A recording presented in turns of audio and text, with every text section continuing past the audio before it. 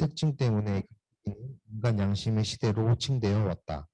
그러나 양심은 이 시기에만 나타난 고유한 특성이 아니라 그 후에도 계속 존재했으며 반면에 하나님에 의한 감독 또는 형벌에 관한 모든 상세한 법령과 근본적인 원리의 부재는 이 시대의 특이한 현상이므로 자유의 시대라고 하는 것이 본질상 더 정확하다고 하겠다. 그러나 자유는 너무나 관념적인 개념이므로 좀 더 적당한 표현은 인간의 자기 결정의 시대라고 할 수 있다. 그리고 그 당시 하나님은 양심의 증거를 통해 인간에게 자기 자신을 알리셨을 뿐만 아니라 자연, 양심, 그리고 역사의 삼중 계시를 통하여 자신을 알리셨다. 따라서 아마도 이 모든 것을 가장 잘 표현한 말은 하나님의 일반 계시의 시대일 것이다. 낙원 시대에는 금령과 명령이 있었다. 그 후 모든 시대에도 금령과 명령이 있기는 마찬가지였다. 다만 아담과 노아 사이의 기간만은 하나님의 구원 계획에 있어서 아주 독특한 기간으로서 인류는 자기가 하고자 하는 것을 하거나 하지 않을 근본적인 자유를 가지고 있었다. 자신의 악을 스스로 드러내는 일에 대하여 죄인을 억제하기 위한 권위나 통치권을 하나님은 제정하시지 않았다. 인간은 자신이 성취할 수 있는 일이 무엇이며 그가 자유롭게 발전해 나갈 때 어떠한 인물이 될 것인가를 보여줄 기회를 제한 없이 가지고 있었다. 그리하여 구원 계획의 두 번째 시대는 인간 자기의 결정의 시대가 되었으며 혹은 델리치가 말한 바와 같이 인류의 자유를 시험하는 시대가 되었다. 그러나 그 결말은 대홍수였다. 가인은 홍수 이전의 문명의 창조자였다. 동시에 그는 그로부터 생겨나온 전 인류 역사의 근본적이며 기초적인 모형으로서 이 모형은 하나님으로부터 분리되고 또 지극히 높으신 자와 교제하지 않는 데까지 발전했다. 어, 우리가 이제 구속사를 박을 때 우리가 세대주의라고 하잖아요. 우리가 세대주의. 시대를 나눠보는 거거든요. 그러니까 하나님이 그 다스렸던 시대가 이 전까지는 그 아직 무죄 시대였잖아요. 그죠? 이때도 하나님께서 다루시는 방식이 달라졌고 그 이후에도 이제 오늘 다루게 되는 시대가 무슨 시대예요? 여기 보면 자유 시대, 자기 결정의 시대라고 하잖아요. 이 시대도 하나님이 이렇게 대하시는 방식이 달라요. 그러니까 그렇다고 역사가 무시되진 않거든요. 왜냐면 지금 우리가 살고 있는 시대하고 이때랑 비교를 해보면 우리는 몇 살 살죠? 뭐, 이전까지 뭐 7, 80, 6, 70 살았는데 요즘 그 수명이 늘어나가지고 100세 가까이 살게 되고 이때만 하더라도 어때요? 보면은 900세 살고 뭐 800세 살고 막 이러잖아요. 그러니까 굉장히 달랐어요. 하지만 역사적으로 허구거나 신화가 아니라 완전 시대 자체가 달랐거든요. 그러니까 그렇게 조금 우리가 지금하고 좀 다른 시대다. 뭔가 이때는 좀 범상치 않다. 지금 우리 현대가 살고 있었던 환경하고 다르다라고 하는 걸 이해했으면 좋겠고 그런데 오늘 이 시대는 언제부터? 아담의 타락 이후부터 가인과 아벨 그 이후부터 언제까지? 노아 때까지 어떤 시대냐? 어떤 시대나 이때는 하나님께서 우리의 자유를 시험하는 시대예요. 그러니까 이때까지는 뭐냐면 하나님이 아직 법도 안 주시고 나라도 안 주시고 인간 외부에서 사람의 본성을 통제하는 걸 두지 않은 시대예요. 그러니까 인간을 딱 만들어 놓으시고 타락했잖아요. 그 이후에 인간의 타락이 어떻게 결말짓는지를 보여주는 시대인 거예요. 이해되겠어요? 네, 그래서 뭐냐면 우리 인간은 선한가요? 우리 인간 악하거든요. 그러니까 우리 그걸 누가 했냐면 그 지금은도 프로이드라는 사람 들어봤죠? 프로이드가 우리 인간에 대해서 혁명적으로 이 사람이 발견했는데 뭐였냐면 우리 인간의 본성은 악하다는 거예요. 악뿐만 아니라 성적이고 폭력적이래요. 근데 그게 안 드러나는 이유는 뭐냐면 알아요, 여러분들? 그 심리학책을 공부를 해보면 그 우리가 겉으로 드러나는 건 의식이라고 하고 약간 우리도 잘 인식을 할까 말까 하는 데가 전의식이거든요. 그 아래는 무의식이 있어요, 사람은. 그 무의식에 뭐가 있냐면 슈퍼에고라고 하는 게 있고 이드라고 하는 게 있거든요. 원초화, 그 다음에 뭐 이거 초자라고 하는데 소리 잘 들리네요. 그 초자아라고 하는데 그게 뭐냐면 초자아는 양심이에요. 양심. 왜냐면 원초아라고 하는 것 자체가 폭력적이고 성적이거든요. 그러니까 인간을 그냥 놔두면 하나님이 통제하지 않으시면 인간은 생족이 돼. 그러니까 하나님은 그것을 통제하시기 위해서 인간을 누르시기 위해서 뭘 주셨냐면 양심을 주신 거예요. 은혜죠. 인간 스스로 놔두면 어떻게 돼요? 물고 뜯고 이렇게 자멸하기 때문에 하나님이 양심을 주셨어요. 근데 그 모든 심리학자들이 얘기를 하기를 양심은 되게 약해요. 그 통제하는 힘이. 그래서 언제 이게 딱 드러나냐면 그 여기 앞에 스피커만 좀 줄여주세요. 네, 조금만 모니터 스피커만. 언제 이게 드러나냐면 무정부 상태일 때. 그 다음에 LA 폭동 이런 사건은 국가의 통제가 없을 때 인간은 그대로 아까 이런 상태에 가거든요. 이때는 뭐 그 어마어마한 혼란과 사람들은 계속 그 안에서 막 폭행, 그 다음에 갈취, 뭐 외부의 통제가 없으면 사람 그냥 놔두면은 아주 끔찍한 상태로 생존으로 들어가거든요. 그래서 이때는 어떤 시대냐면 이런 외부의 법이나 국가나 이런 제도가 없이 인간에게 자율적으로 맡겨놔가지고 어느 지점으로 가는지 하나님이 시험하셨던 시대라고 하는 거예요. 그 결말이 뭐예요? 자유를 시험하는 시대가 되었다. 그러나 그 결말은 대홍수였다. 너무 인간의 그 죄악에 관여한 거예요. 그러니까 스스로 뭐 어떤 걸 증명한 거예요? 스스로 악하다고 하는 것을 증명한 거예요. 하나님의 심판을 자초했다는 거거든요. 그죠? 그래서 그러면서 이제 이 개관을 얘기했고 그러면서 이때 당시에 있었던 가인의 특성들이 어떻게 되었는가 한번 이제 왜냐면 아담이 둘을 낳았잖아요. 가인과 아벨 낳았죠. 그리고 어떤 일이 벌어졌어요? 드려야 됐는데 뭘로 제사를 드렸어요? 땅의 소산으로 순종해서 양의 피를 가지고 제사를 드렸죠. 양을 가지고 제사를 드렸는데 어떻게 하나님이 아벨의 제사는 흠양하시고 가인의 제사는 거절하셨거든요. 그래서 그 분에 못 이겨가지고 어떻게 되죠? 살을 하게 되거든요. 그리고 나서 이제 가인은 계속 그 나중에 보면은 아담의 딸과 일단 결혼해가지고 또 이어가요. 계보를 이어가. 쭉 자손들 이어가거든요. 근데 아벨이 죽고 나서 하나님 누굴 주시냐면 이름 셋을 주세요. 셋. 그래서 그 아벨의 계보를 셋이 이어가도록 하세요. 그래서 세상의 문화를 만들고 누구예요? 아까 셋을 통해서는 또 하나님의 아까 흔히 말했던 남은자처럼 이렇게 또 그분의 이런 계보를 이어가게 되는 게 이야기인데 그렇다고 하면 이제 그 가인의 그 흐름을 이어받아서 어떤 문화를 형성하고 어떤 사상이 그 안에 깔려 있는지를 한번 이제 보면서 살펴보도록 하겠습니다. 97페이지 읽어주세요. 가인의 영적 종교적 특성. 가인은 종교적으로 무관심하거나 공공연하게 하나님을 부인한 대표적인 인물이 아니다. 그 반대로 가인은 하나님께 제물을 가지고 왔으며 아벨의 제물은 연락되고 자기의 제물은 연락되지 않은 것을 보고 질투심에 불타올랐던 사람이다. 외적으로는 헌신을 했지만 내적인 신앙심이 부족했기 때문에 가인은 악한 자에 속한 최초의 인간이 되었다. 네, 우리가 가인하면은 막 엄청 우락부락하고 막 불신앙적일 것 같은데 성경은 그렇게 묘사하고 있지 않다고 하는 거예요.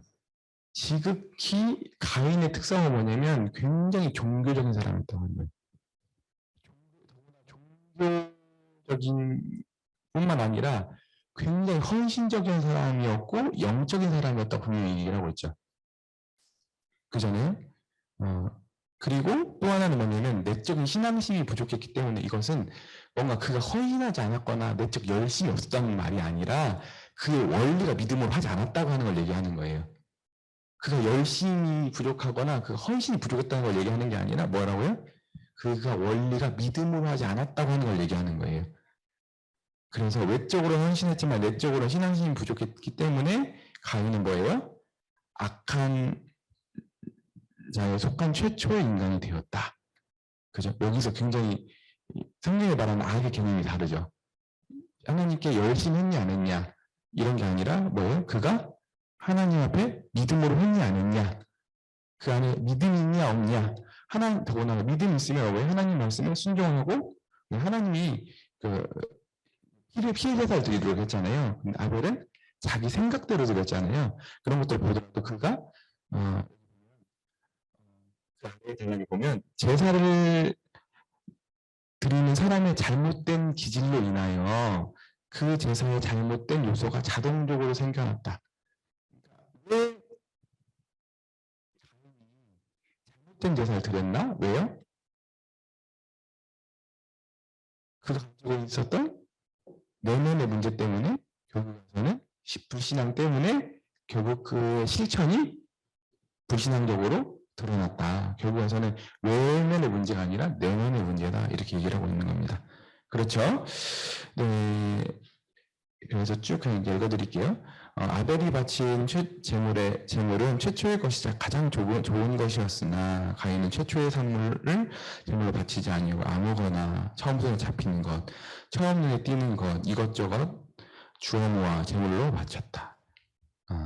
그리고 그다음에 아벨은 피해 제사를 드려죠. 예, 그리고 대속적인 죽음을 통해서만 하나님의 존재에서 죄가 가려줄 수 있다는 사실을 인식했다. 그러나 가인은 다만 신뢰와 감사의 표시로 제물을 드렸으며 이 제물은 순전히 자신의 힘으로 자작한 생산물이었다. 그죠? 아벨의 제사의 특징은 하나님의 말씀의 근거에서 우리 인간의 무력함을 고백하고 그분께 의존해서 드렸다고 하면 오늘 가인의 제사의 특징은 뭐예요? 신앙적이지 않죠. 보면 뭐예요? 그래도 신뢰와 감사의 표시로 드렸다고 하는 거예요. 근데도 불구하고 이 제사가 악하고 하나님 받지 않으신 이유는 정성이 부족하고 이런 게 아니라 뭐가 문제예요? 자신을 의지하고 있는 데 있어서 자신의 공로, 자기의 의를 의지하고 있다는 게 문제라고 하는 거죠. 그죠? 그래서 그 다음에 이제 결론을 쓰고 있어요. 이로써 그는 필름이 없이 하나님의 성소에 감히 접근하려는 모든 사람들의 원형이 되었는데 그들은 실로 자신이 의존적인 피조물임을 인정하지만 죽어야 마땅할 죄인이라는 것을 인정하지 않는다. 여기서부터 문제가 시작되었다라고 얘기하고 있습니다. 그래서 이제 가인의 가인의 그 후손들의 특징들 있잖아요. 가인이 계속 자식들 낳고 그가 형성했던 문화의 특징들을 쭉 써놓고 있는데 첫 번째는 유괴 종교요, 그죠? 98페이지 아래 자기 뜻대로 드리는 예배며 그 다음에 행위에 의한 자기 만족적 칭의, 그죠? 자력적, 그죠? 가인의 특징이죠. 하나님께 순종하지 않고 스스로 구속하려는 것. 이것이 자기 의뢰를 자기를 의뢰하며 대속을 거부한다. 이것은 인간 자신의 능력을 이상화하는 것으로서 최초의 살인자의 신앙이며 뭐예요? 뱀의 후손의 신앙이다. 그렇다. 있습니다.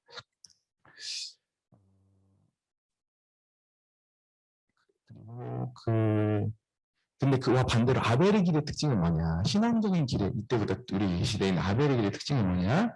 죄의 싹슨 사망이라는 사실을 겸손히 인정하며 하나님이 친히 정하신 희생제물의 죄책을 맡기고 영원한 목적을 위해 핍박을 견디며 인생의 후손을 통한 하나님의 구속의 승리를 기대하는 것이다. 이렇게 얘기하고 있어요. 두 개 굉장히 대조적이죠. 네, 그러면서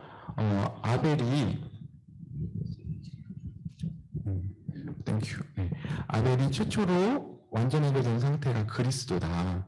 그리스도 안에서 하나님이 성육신하셨다. 그러나 가인이 최고로 발달한 상태는 적그리스도인데 이 적그리스도 안에서 저주받은 죄인들은 스스로 신격화한다. 결국에 와서 그 아벨의 특징은 뭐냐면 그리스도예요. 그리스도는 하나님이심에도 불구하고 자기를 비워 종영성을 잊고 죽기까지 순종하시는 데까지 내려오시는 영성이고 태도잖아요. 근데 반대로 뭐예요? 그리스도는 뭐예요? 가인의 이런 자기 자력 구원, 자기애가 이게 극치로 가서 이제 그 발현된 건데 그 적그리스도인데 적그리스도의 특징이 뭐냐면 뭐예요? 자신을 신격화하는 데까지 나아간다는 거예요. 그래서 이제 음, 가인의 특징이 이렇게 묘사가 되고 있고 운명 세계에서의 가인의 의미를 살펴보도록 하겠습니다.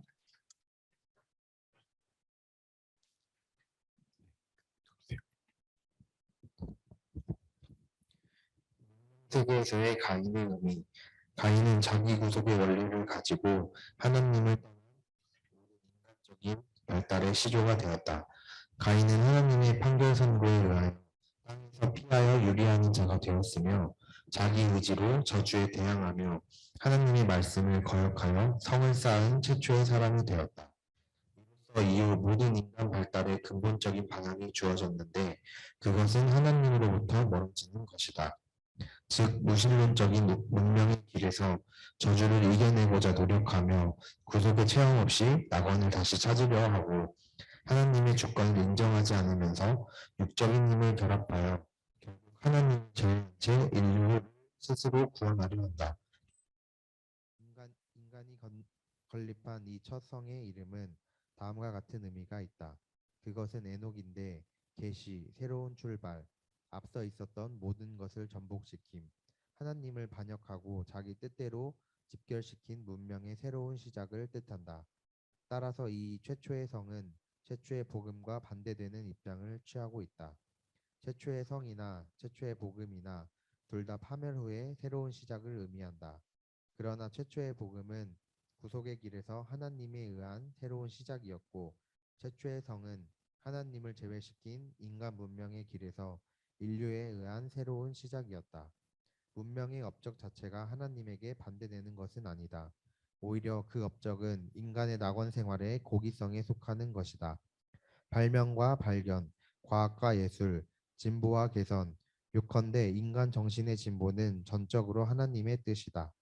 이러한 것들이 바로 인류가 땅을 정복하고 다스리는 것이며 인간이 하나님의 귀한 종으로서 창조주에 대한 의무를 이행하는 일이며 또 세상을 축복하기 위하여 하나님이 정해놓으신 주권을 행사하고 봉사하는 일이기도 한다. 네, 그러니까 우리 하나님이 저번 시간에 배웠던 하나님 형상 중에서 기억나는 게 있어요? 두 가지가 있었죠. 뭐가 있었어요? 첫 번째는 잃어버릴 수 있는 하나님의 형상과 잃어버릴 수 없는 하나님의 형상이 있었죠. 근데 오늘 그 잃어버릴 수 없는 하나님의 형상은 뭐예요?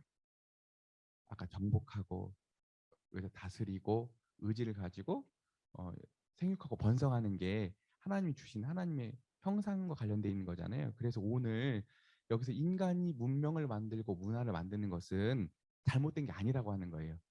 지극히 하나님이 창조하신 인간의 본성에 맞는 거예요. 하나님 형상에 맞는 거거든요. 근데 문제는 뭐냐면 동일하게 그 잃어버릴 수 없는 하나님 형상이 다 남아 있죠. 근데 아까 가인의 후손들을 통해서 문명을 만들었잖아요. 근데 그 문명들 특징이 뭐라는 거예요? 성을 쌓았다고 하는 거예요. 성을 쌓았다는 의미가 뭐예요? 결국 가서는 하나님 주권을 인정하지 않고 육체의 힘을 결합하여 결국 하나님을 제외한 채 인류를 스스로 구원하려고 하는 것. 자력구원이 그 사상의 본질이다. 그리고 또 하나 더 나아가서 그걸로만 하는 게 아니라 그것을 전복시키는 건데 하나님을 반역하고 자기 뜻대로 집결시킨 문명의 새로운 시작을 뜻한다. 그죠? 이렇게 결국에 와서는 어, 문명 업적 자체가 하나님께 반대되는 건 아니다. 오히려 그 업적은 인간의 낙원 생활의 고기성에 속하는 것이다. 그죠? 설명했죠? 발명과 발견, 과학과 예술, 진보와 개선, 요컨대 인간 정신의 진보는 전적으로 하나님의 뜻이다.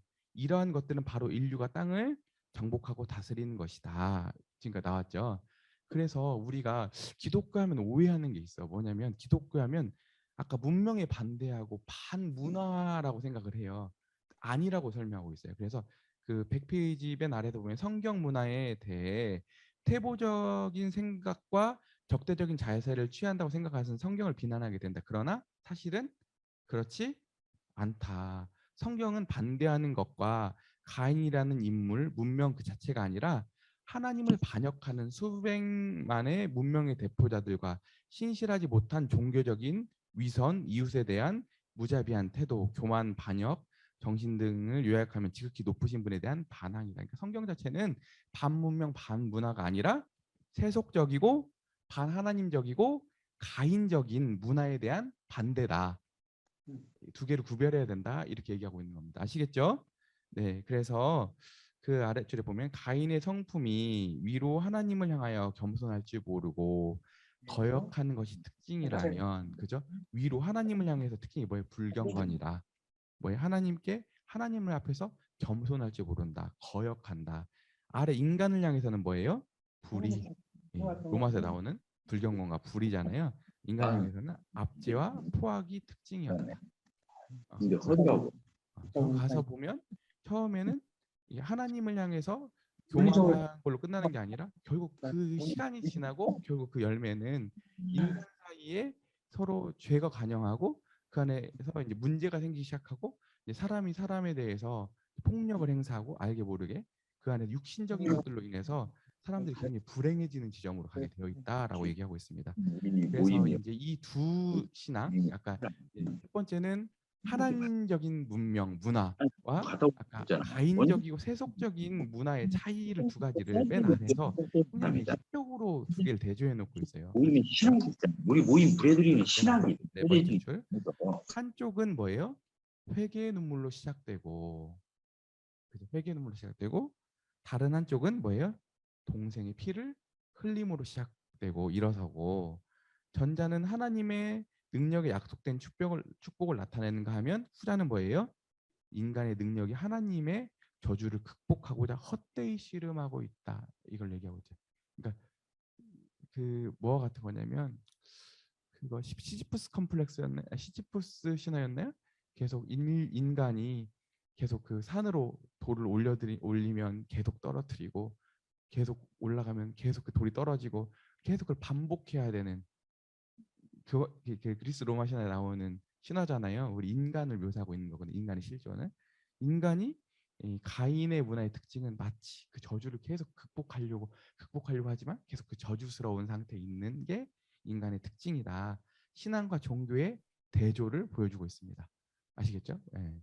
그래서 이제 가인이 이룩한 문명의 지배적인 특징은 뭐냐면, 근데 우리가 굳이 왜 가인에 대한 이런 이야기를 왜 해야 되냐 이 얘기를 하고 있는데, 첫 번째는 뭐냐면 노아의 때와 같으리니 인자의 임함도 그러하리라.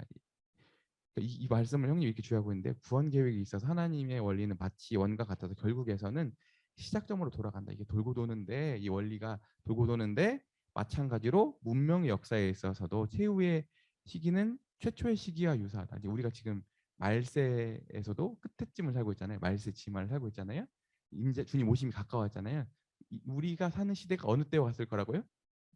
노아의 때와 같을 거다. 그렇기 때문에 노아의 때에 이 가인부터 이 노아에까지 이 죄가 관영했던 이 시대를 잘 연구해 보면 이 시대의 특징을 어떻게 해요? 반추해 볼 수 있다. 이렇게 얘기하고 있죠.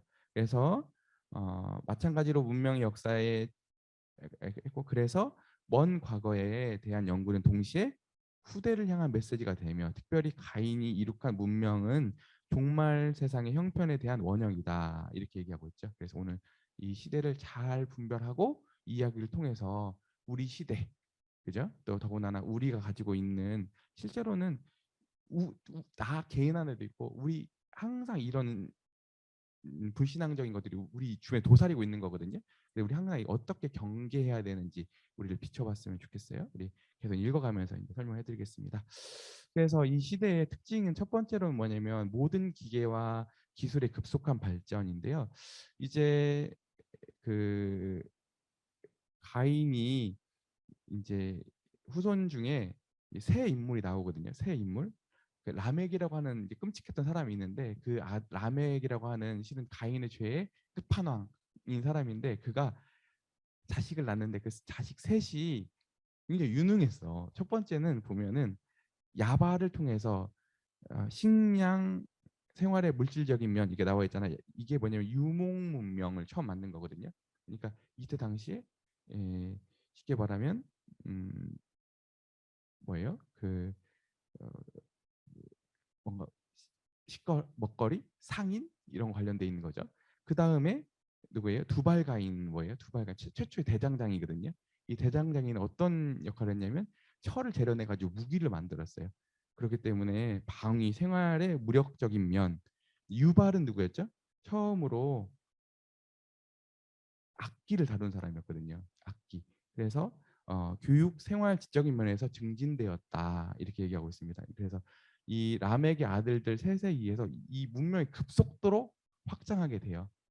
어떤 면에서 첫 번째는 아까 물질적인 면에서, 두 번째는 굉장히 무력적인 면에서, 세 번째는 지적인 면에서. 그러니까 약간 음악이라는 게 모든 걸 합축하고 있잖아요. 굉장히 예술적이고 철학적이고 그 안에 모든 인문학적인 다 이게 집합되어 있는 거거든요. 그래서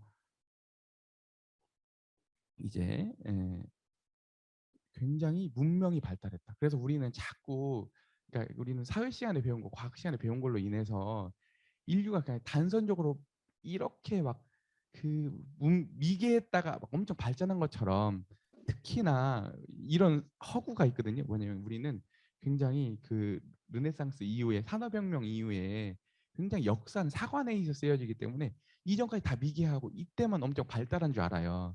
근데 생각보다 그렇지 않다고 하는 거예요.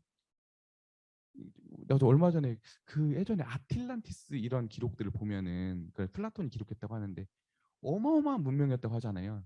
그게 지금 가려져 가지고 그때 봤을 때는 뭐 우리가 상상할 수 없을 정도로 도시가 잘 개관이 돼 있고 그 안에 있었던 과학이나 이런 것들이 엄청 발달했거든요. 근데 심지어 오늘 여기서도 그 얘기를 하고 있는데 뭐냐면 대홍수 이전의 문명 세계에 대한 가장 유력한 증거는 뭐예요? 노아의 방주다. 노아의 방주 크기는 참으로 거대했는데 그래서 그런즉 이 방주는 오늘날의 태양의 기성과 비교할 만하다. 그러니까 우리가 이 노아의 때 막 굉장히 미개했고 노아는 아주 막 망치만 가지고 막 배를 막 짓고 막 이렇게 이랬을 거라고 우리는 상상하잖아요. 생각보다 우리가 생각했던 것보다 굉장히 문명적이었고 발달돼 있던 걸 알 수 있어요. 그죠? 노아의 방주 자체가 어마어마한 배잖아요. 지금 이와 같은 배를 건조한다는 게 쉽겠어요? 지금도 쉽지 않은데 이 시대에 이런 거대한 배를 만들었던 것 자체가 이 시대에도 굉장히 문명적으로 발달했던 시기다. 그래서 또 다른 신뢰를 든다면 방주는 피라미드나 스핑크스와 같은 상상도 못할 먼 옛날에 있던 실로 거대하게 이루 말할 수 없는 건물이다. 그러니까 우리가 피라미드나 스핑크스 이런 거 하면은 지금도 불가사의하다고 하잖아. 왜냐면 우리 관점에서 보니까 이때 미개했을 것 같은데 어떻게 이런 구조물들이 있지? 그러니까 그런 세계 막 7대 불가사리들 가보면 어떻게 이런 돌들을 옮겨놓고 어떤 이렇게 구조물들이 있는가 하는데 이거는 우리 생각이지. 생각보다 이때 당시에 문명이 발달했을 거다 이렇게 보고 있습니다. 그리고 또 하나는 뭐냐면 인구의 급증인데요. 이때는 사람이 번성하기 시작했어요. 왜냐면 굉장히 오래 살았고 많이 나왔잖아. 그러니까 인류가 굉장히 급속도로 팽창했을 것이고 한 10만 정도 됐을 거다. 그 우선이 이렇게 얘기하고 있고 그것뿐만 아니라 지금 우리 19세기 형제님 때는 벌써 이제 오래됐잖아요. 19세기 시작된 인류는 2배 증가했다. 기하급수적으로 인류가 증가하거든요. 그랬던 것처럼 이 시대의 특성도 굉장히 그 인류가 기하급수적으로 늘어났을 것이다. 근데 아까도 처음에 얘기했잖아요. 그 아담의 딸과 결혼했다. 이거 근친상간 아니야? 이렇게 얘기하는데 이때는 가족이란 개념이 있거나 그런 시기가 아니거든요. 그래서 여기 보면 그거는 말이 안 된다. 왜냐하면 인류 가장 초기에는 가족이라는 거 존재하지 않았으며 따라서 형제자매의 특별한 사랑도 없었다. 똑같은 계열에 속하는 모든 구성원들이 똑같이 가까웠어.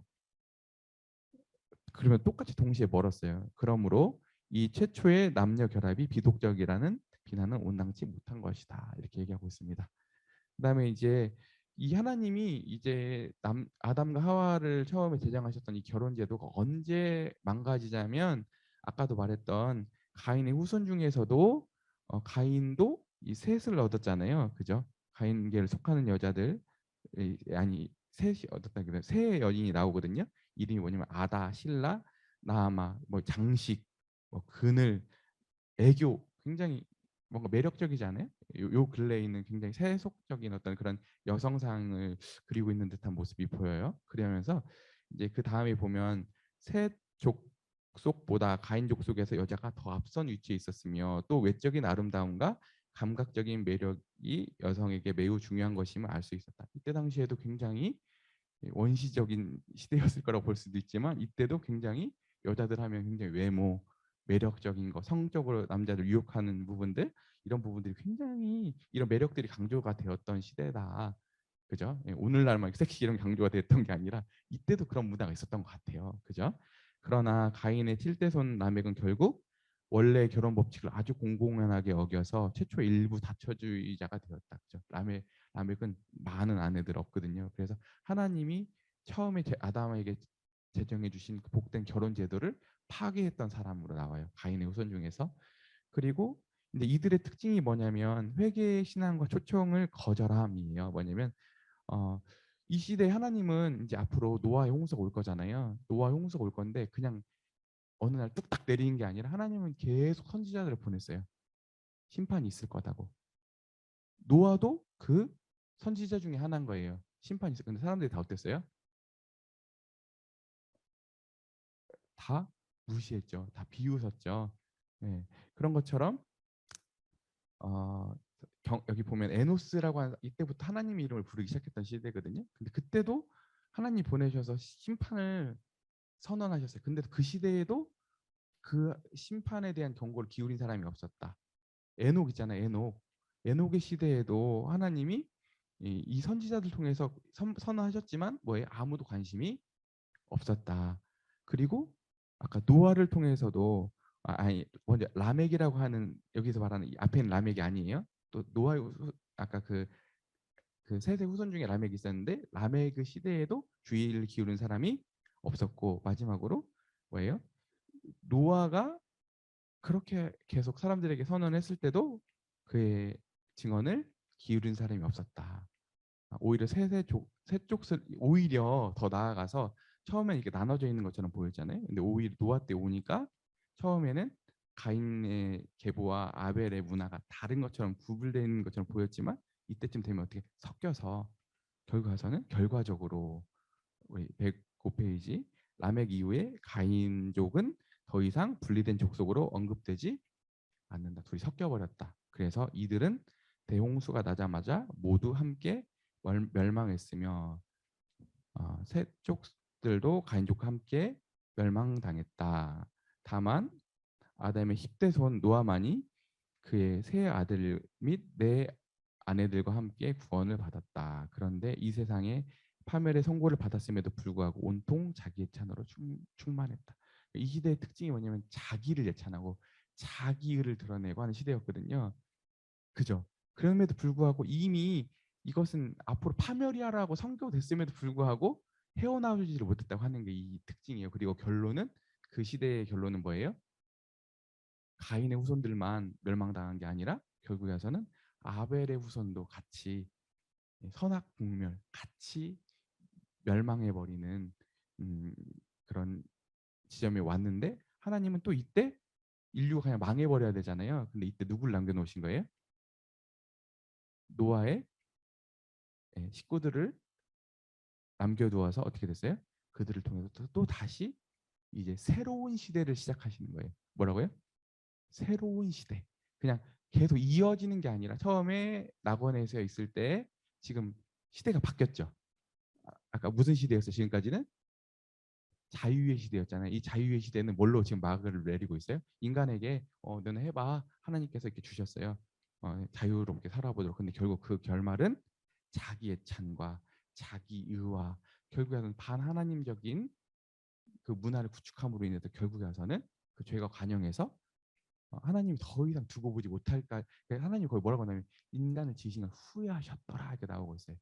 그래서 결국 와서 이제 인류가 그냥 하나님 쓸어버리셔야 되는데 그때도 하나님은 왜냐하면 이때도 이건 은혜예요. 왜냐하면 이대로 가잖아요. 인류는 더 끔찍해져서 더 이상 이때도 구제불능의 상태로 가는 거예요. 그러니까 하나님이 이때도 개입하셔서 심판하시고 노아의 후손을 부르셔가지고 이어가시는 것은 굉장한 하나님의 은혜인 거예요. 굉장히 하나님이 적극적으로 개입하신 거예요. 하나님이 이렇게 지켜보고 있다가 니네 두고 보자 쓸어버리시고 이런 게 아니라 하나님이 굉장히 지금 적극적으로 지금 이 인류에 개입하셔서 하나님은 지금도 그분의 구속 사역을 이뤄가고 있는 거다. 이렇게 이해하셔야 됩니다. 아시겠죠? 네.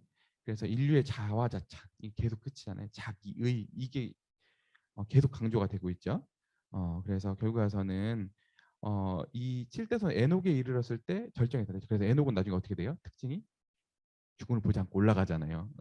이때 7대손에 있어서 그 세 후손의 경건이 극치에 이뤘다고 하면 아담에서의 가인에서의 그 죄악된 계열의 극치는 어디서 드러나냐? 아까 라멕에서 드러나잖아요. 아까 그 일부 다처제주의자.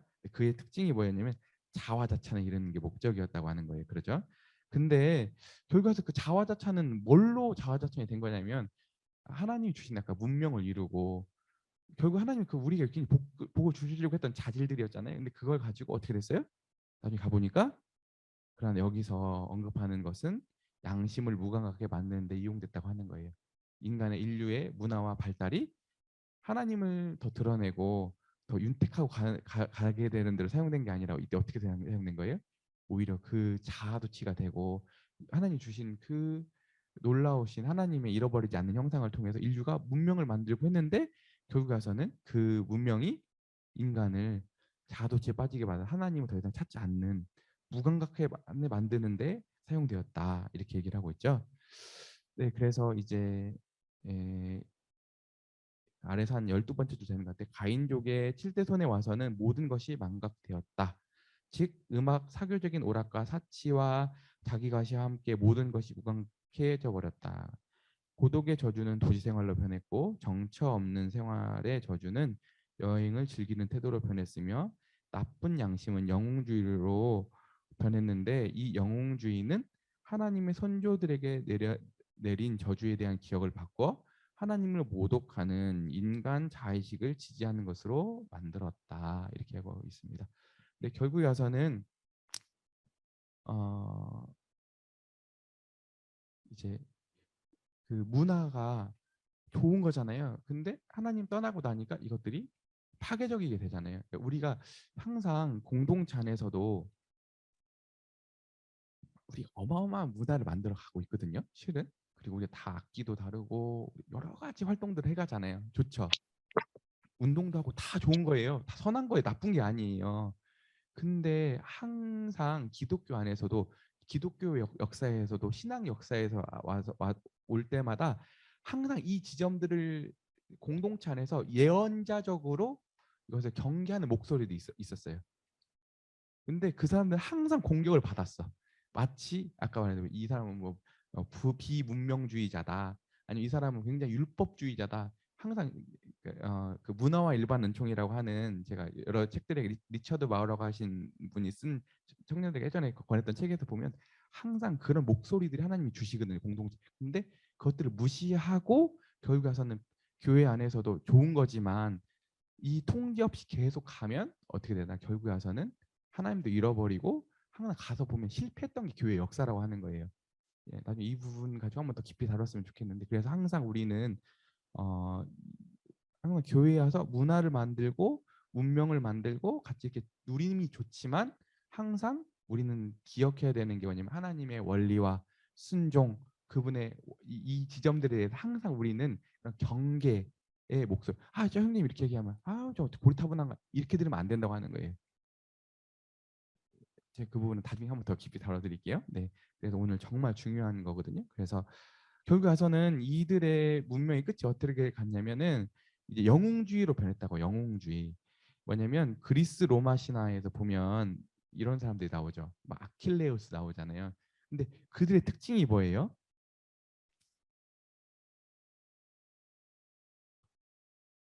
영웅이었거든요. 그때 영웅들로 그려지잖아요. 굉장히 그들이 뛰어난 힘과 이런 걸 가지고 있잖아요. 근데 결국 와서는 그 그리스 로마 신화에 있는 그 영웅상들을 누가 가지고 오냐면 이게 철학사에서도 보면은 실존주의에서 그걸 가지고 와요. 근데 실존주의 인간상이 뭐냐면 하, 인간의 운명에 맞서는 그런 인간이 죽을 걸 알면서도 아킬레우스가 이제 자기가 이제 죽겠다 신탁을 알고도 나가거든요 전쟁에. 이제 그런 것처럼 그 알면서도 이제 그 나가는 인간상을 얘기하고 있어요. 근데 굉장히 가서 보면은 그 하나님 떠나 있는 사람이 할 수 있는 최고의 방법이긴 한데 그것도 가서 보면은 뭐예요?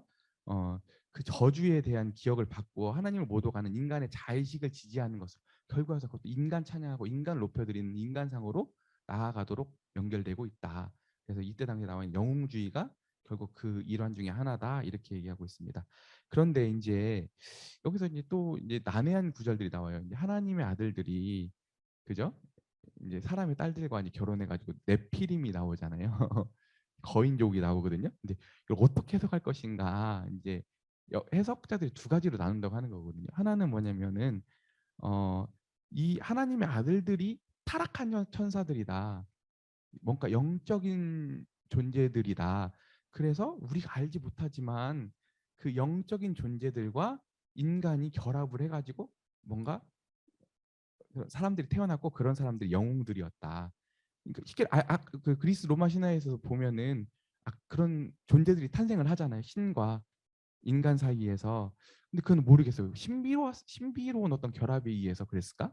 근데 이렇게 해석한 사람도 있다고 하는 거예요. 성경 해석자들이. 근데 또 반대로 그냥 이것은 그러니까 너무 이거 신화적이다 이렇게 봤던 사람들이 있는데 이제 종교 개혁자들은 아까 어거스틴이나 칼빈 이런 사람들은 오히려 그런 게 아니라 셋 족속과 가인족 속에 그 양쪽에 있는 남녀가 만나서 결혼을 해서 혼혈된 거를 얘기를 하는 거다 이렇게 얘기하는 사람들이 있다는 거예요. 네, 근데 여기서 뭐냐면 여기서 이 문제를 더 다루는 것은 불가능하다 이렇게 하고 있습니다. 근데 저는 솔직히 저는 아까 그 저 좀 더 신비적인 해석을 좀 더 따라요. 이 해석보다 왜냐면 굉장히 그때 그 존재들의 묘사되었던 것들을 생각해 보면 굉장히 초월적이거든요. 인간이면서도 불구하고 실제로 전혀 이게 뭐 허구적이지는 않을 것 같은데 아마도 이때 당시 우리가 알지 못하는 영적인 세계와 우리 인간 사이에 뭔가 이런 결합이 있지 않았을까? 이런 전 추론해 보거든요. 전 전자적인 해석을 지지하는데 또 대부분의 또 많은 기독교 신학자들이나 우리 이런 신앙인들은 또 후자를 선택하시는 분들이 있거든요. 근데 저는 어느 쪽을 택해도 좋지만 저는 어쨌든 이 앞쪽인 해석은 형제님도 그런 것 같지 않아요? 형제님도 이런 얘기들을 보면 결국에 와서는 뒤에도 얘기하겠지만 이제 그런 쪽에 있어서 조금 신비적인 해석들을 조금 더 형제님 지지하고 있는 것처럼 보여요. 느낌이 저도 해석을 해보면 그래서 여러분들의 선택은 여러분들의 자율에 맡기겠습니다. 네, 그래서 결국에 와서는 이제 인류의 자화자찬 이렇게 끝났어요. 노아의 홍수로 가인의 후손들의 문화는 이렇게 노아의 홍수로 끔찍하게 예, 막을 내리게 됩니다. 다음에 이어서 가겠습니다. 자연 세계 역사에 관한 계약입니다. 그죠? 이제 읽어드릴게요. 대홍수는 지나갔다. 그때 세상은 지나갔다. 그죠? 세상이 지나갔죠. 이전 세상이 지나갔죠. 완전 다른 세상이 되었어요. 이제 노아에 오면 또 다른 국면이 되었다.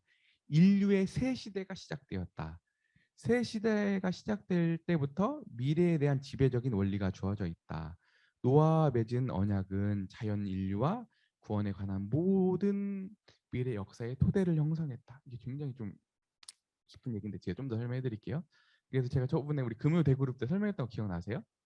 하나님 길이 참으시는 중에 전에 지은 죄를 간과하심으로 여기 나오죠. 이거 보고 해석해 드린 거예요.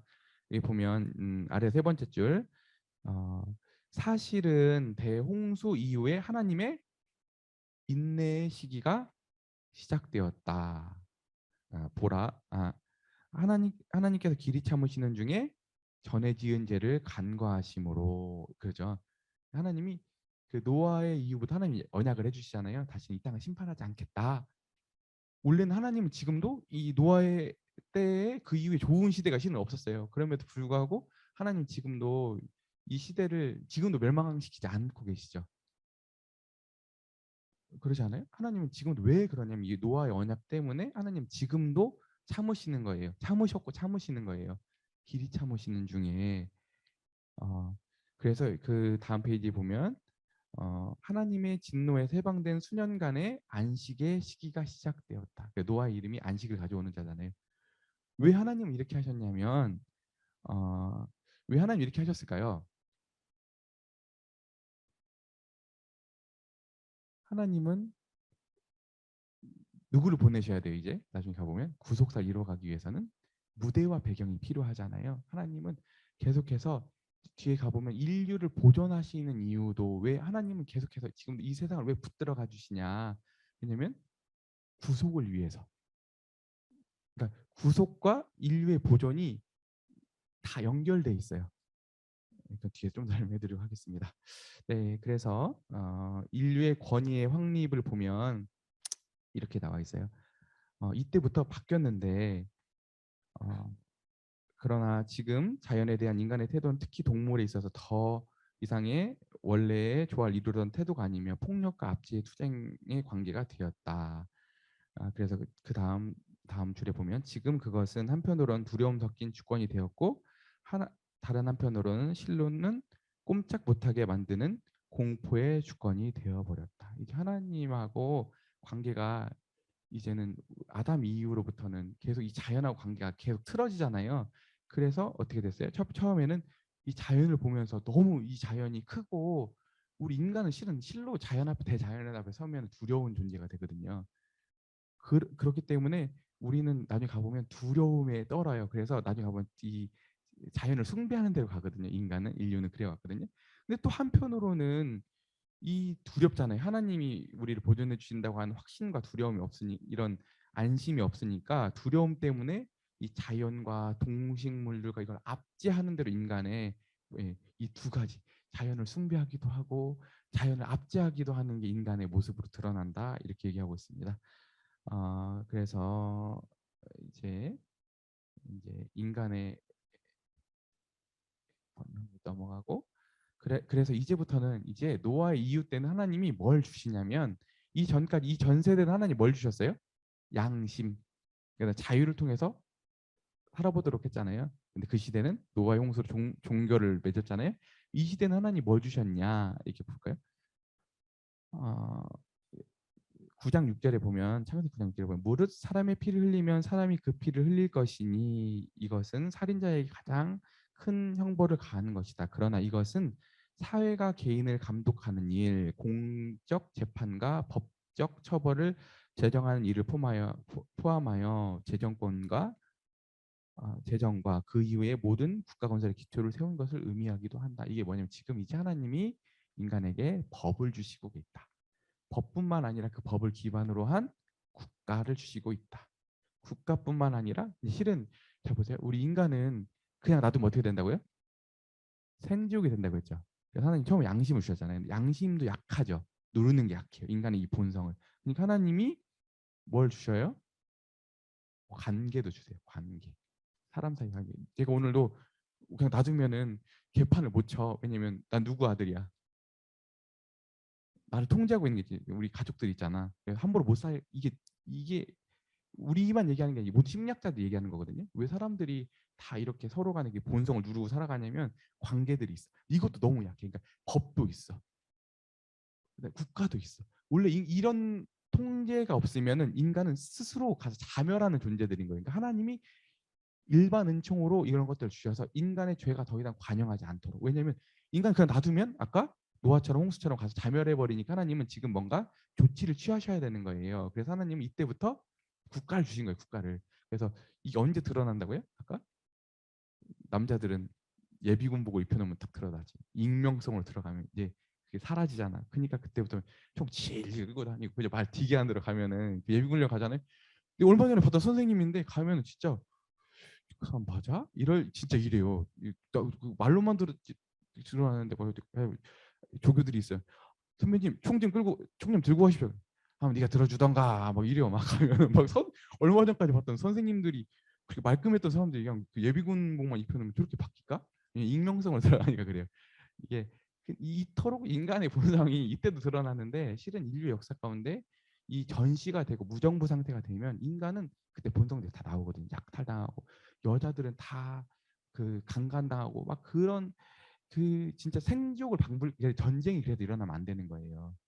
왜냐하면 국가가 무정부 상태로 들어가니까 그런 거거든요. 그러니까 다 국가도 하나님 주신 거예요. 왜냐하면 하나님은 다 우리를 보존하려고 주신 거예요. 때로는 악한 통치자가 있는 게 낫다는 거예요. 없는 것보다. 무정부 상태로 들어가는 것보다. 왜 그런지 알겠죠? 이렇게 얘기하고 있는 겁니다. 그다음에 이제 구원의 질서에서 보면 계속해서 강조를 하시죠. 그 실로 희생 제물은 언약의 기초이다. 그죠? 항상 어느 때나 하나님은 지금 이때도 노아 때 와서 노아도 이제 그 방주에 나와서 이제 비둘 이제 새를 잡아서 하나님께 제사를 드리거든요. 항상 이때도 이제 이 언약의 기초, 항상 언약의 기초는 희생에 근거한 대속적 죽음의 근거에서 항상 이 언약이 맺어지고 있다. 이후에 아브람 때도 그러거든요. 그걸 항상 우리들 기억했으면 좋겠고, 그다음에 이제 두 번째는 뭐냐면 여기서 주로 세 가지 사실을 주목해 보아야 한다. 111페이지 두 번째 단락. 곧 여호와란 명칭, 단 그리고 번제다. 여호와는 지고자의 언약명이요 구원사의 구속에 관한 하나님의 명칭이다. 그러니까 엘로힘은 그냥 우리 흔히 말하는 창조주, 조물주 이런 뜻이에요. 근데 여호와란 이름은 뭐냐면 하나님이 우리의 구원자가 되심으로 우리가 관계 맺으신 하나님을 표현하는 그분의 이름이거든요. 그래서 그리고 또 하나는 뭐냐면 그들이 하나님의 보좌에 이르려면 그들의 제물과 기도가 하늘의 지극히 높은 곳에 올라가야 한다. 희생 제물이 위로 올라가도록 하기 위해 지상에 산꼭대기 예배 장소와 제단이 마련된 것이다. 희생 제물은 불 속에서 하늘 향해 올라간다. 그러니까 우리가 드려지는 모든 것들이 어디로 올라간다? 하늘로 올라간다. 이게 또 올라간다고 하는 개념이 어디에 또 형상화되어 있냐면 이 메타포가 어디에 있냐면 순례자에 있어요. 그러니까 이스라엘 백성들이 평소에 살다가 하나님 예배드리러 어디로 올라가요? 성전으로 올라가요. 높이 있었거든요. 계속 그 올라간다고 하는 것을 묘사하고 있어요. 왜 올라간다고 하냐면 여기 다시 보세요. 그다음 왜 이 얘기를 쓰고 있냐면 실로 하나님은 어디에나 임재하시며 그죠? 하나님은 편지하시죠. 하나님 어디에나 계세요. 근데 편지하시며 위나 아래 경계선을 제한 없이 받지 않는 어디에나 계시고 근데 이제 중요한 접속사이지 그러나 있잖아요. 그러나 제가 예전에 설교했던 거 기억나세요? 주기도문 설교할 때 예, 그 하나님은 어디 계신가? 하나님은 하늘 지성소에 계신다. 이 말 했었잖아요. 이 제가 앞에 하나님은 오늘도 어디에나 계신다 이걸 부정한 건 아니었거든요. 어디에나 계시지만 뭐예요?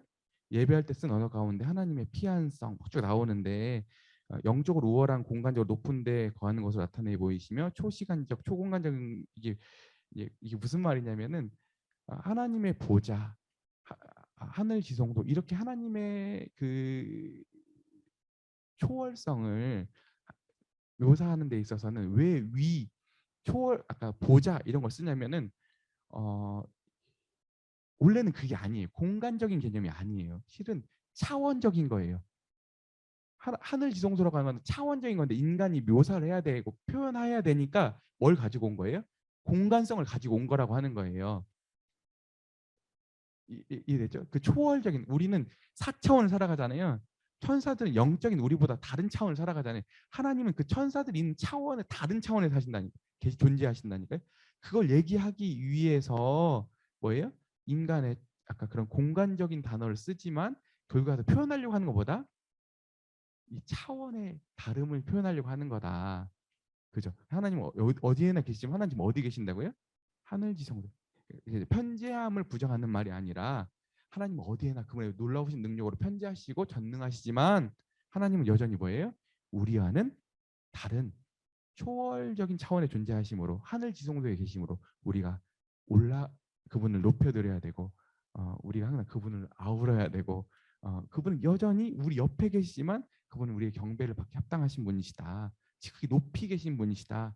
지극히 그래서 예수님 표현할 때 지극히 높이 계신다 이렇게 표현하잖아요. 이걸 얘기해 공간적으로 높다는 말이 아니라 지극히 우리가 상상할 수 없는 그 높은 차원에 계신다 이걸 얘기하고 있다는 거예요. 아시겠죠? 네. 근데 놀라운 건 여기서 예수님이 그 높은 차원으로 가실 때 어떻게 가셨는지 아세요? 육체를 입고 가셨어요. 그 차원에 올라가실 때 하늘로 올라가실 때 왜냐면 우리의 머리시잖아요. 우리 머리가 어디 있는 거예요? 하나님 보좌 우편. 하나님 보좌 하늘 지성소에 우리의 머리가 있기 때문에 우리 이 땅을 살지만 우리의 소속은 어디예요? 하늘에 있다는 하늘에. 그래서 우리가 예수님 보혈을 의지해서 지금도 하늘 지성소까지 나아가자. 히브리서의 표현이 그거잖아요. 아시겠죠? 네. 그리고 이제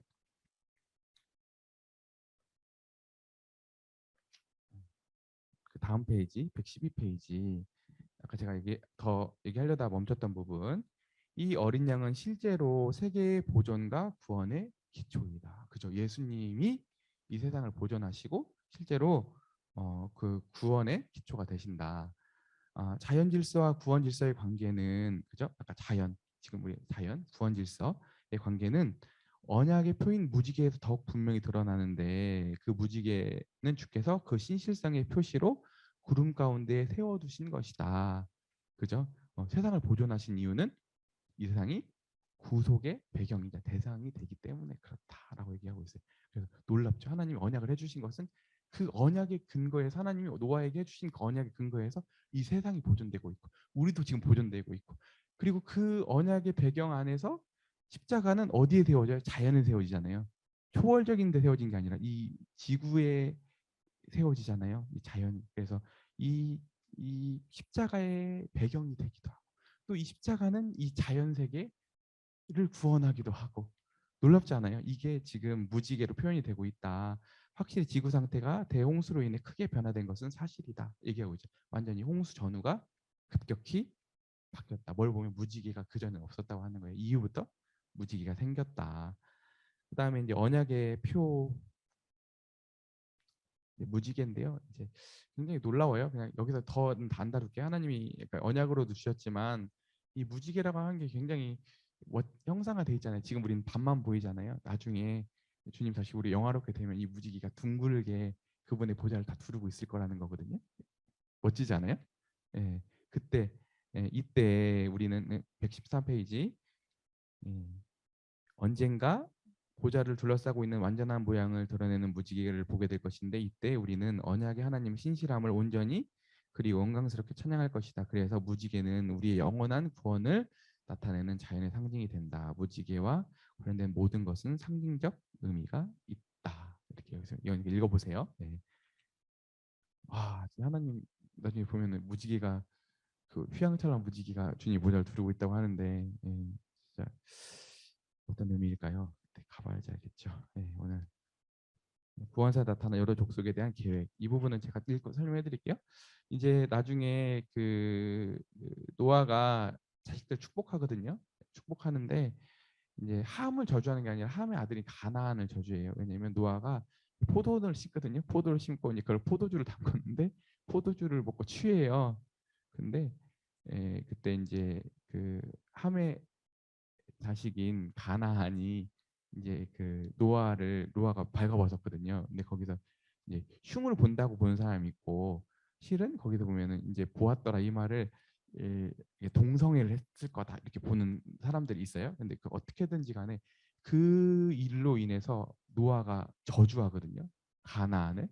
그래서 이제 그 저주가 이제 계속 그 함에 속해 있던 그 함의 계열에 이 저주가 계속 내리고 있어요. 근데 이 노아가 하는 자식들에 대한 유언과 이 예언은 그냥 한 말이 아니라 예언자로서 한 말, 예언자로서. 동일하게 이런 이야기가 또 어디 나오냐면 누구? 어, 야곱이 아들들을 축복하잖아요. 근데 그게 그걸로 끝나는 게 아니라 예언자로 서 있고 그 예언대로 아들들이 다 그렇게 되죠. 그런 것처럼 오늘 이제 이 노아의 자식들을 향한 이 축복이 그대로 이제 어떻게 발현되는가에 대한 이야기인데 저주를 받아 축복을 상실한 함족들 그래서 함족이라고 하는 흔히 말하는 우리 흑인들이잖아요. 그래서 함족 계열이 다 흑인은 아니지만 흑인 계열들이 주로 많은데 항상 이 흑인들 같은 경우는 이 가나안의 저주로 인해서 일반적인 이런 축복들을 받지 못했다고 하는 거예요. 그래서 이들의 역사를 놓고 보더라도 항상 이들은 여기 보면 여기 115페이지 또 다른 함족들이 있는데 그들은 실제로 저주를 받지 않았지만 축복은 얻지 못했다. 처음부터 번영은 발전한 듯 했는데 그러나 이들은 계속해서 압제와 멍에를 메고 신음하지 않을 수 없었다. 특히 흑인들이 더 그러했으며 더욱 노예 제도 실시 후 계속 이런 게 인류 역사 가운데 계속 이게 나타났다. 그러니까 지금 이 이야기는 어떤 신앙적인 얘기를 하는 게 아니라 노아가 자식들에게 했던 이 예언이 축복이 인류 역사 가운데 두고두고 나타난다고 하는 거예요.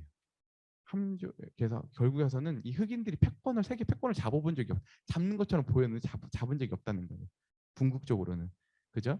그리고 두 번째 있는 영적 매개자인 셈족, 여기 보면은 셈의 하나님 여호와를 찬송하리로다 이랬거든요. 셈에서 모든 게 다 나오죠. 셈은 모든 영적인 축복들을 다 가지고 있어요. 그래서 가서 보면 이 셈족에서 뭐가 나오죠? 누가 나오죠? 유대인도 나오고 나중에 예수님이 이 셈족을 통해 나오잖아요. 그래서 또 이 성령의 계시도 누구에게 주어졌어요? 셈족에게 주어졌죠. 그래서 이렇게 나와 있죠. 115페이지 아래 딸락. 여호와는 셈의 하나님이시며 즉 셈족은 하나님의 특별한 계시를 소유한 자들이다. 야벳에게는 하나님이 엘로힘 곧 창조의 유지자 우주적 지배자였으나 셈에게는 뭐예요? 여호와 곧 계약의 하나님이시며 구속자이시다. 그래서 셈은 특별히 구속의 은혜의 수치자요 전달자가 되었다. 셈은 하나님 은혜를 입고 그 하나님의 특별한 구속에 그걸 받는 대상도 되었지만 그것을 또 나중에 세상에 전달하게 되는 전달자 역할도 하게 되었다고 하는 거예요. 그래서 이 구원은 셈에게 아까 노아가 셈에게 했던 이 축복은 언제 완성된다고요?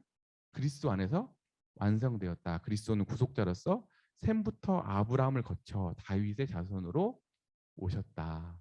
결국에 가서 예수님이 가서 보면 다윗의 후손으로 오시는 이 약속은 어디서부터 시작된 거다? 노아의 셈을 축복했던 그 축복으로부터 시작되고 있는 거다. 이렇게 얘기를 하고 있습니다.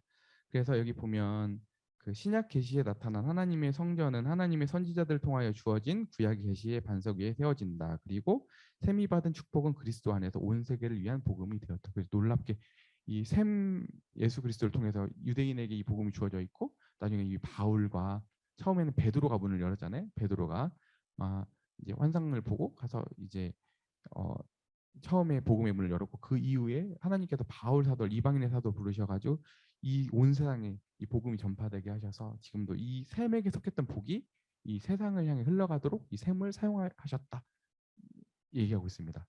그다음에 이제 정치적 지적 영향력을 미친 야벳 족속들. 굉장히 이 야벳 족속하면 흔히 말하는 우리가 백인들이 주로 그렇잖아요. 이제 굉장히 지금껏 패권은 대부분 백인들이 가지고 있어요. 세계 패권은. 그리고 실제로는 또 이 지성사도 가서 보면 철학사나 지성사도 누구의 이야기예요? 실은 이쪽 동네 이야기잖아. 그리스 로마 때부터 시작해가지고 계속 서양 철학사나 이 지성사가 실은 이쪽 이야기거든요. 그래서 항상 이때 했던 하나님이 야벳을 창대케 하사 이 예언이 계속 인류 역사상에 계속 발현되어 왔다. 그렇게 얘기하고 있는데 결국 와서는 왜 그런지에 대해서 이 족속들의 이야기를 하면서 항상 세계 패권이 셈족에게 있기도 하고 함족에게 잠깐 있는 것처럼 보였지만 후에서는 또 야벳에게로 갔다 계속 이 얘기를 반복하고 있는 거예요. 그래서 여기 가서 보면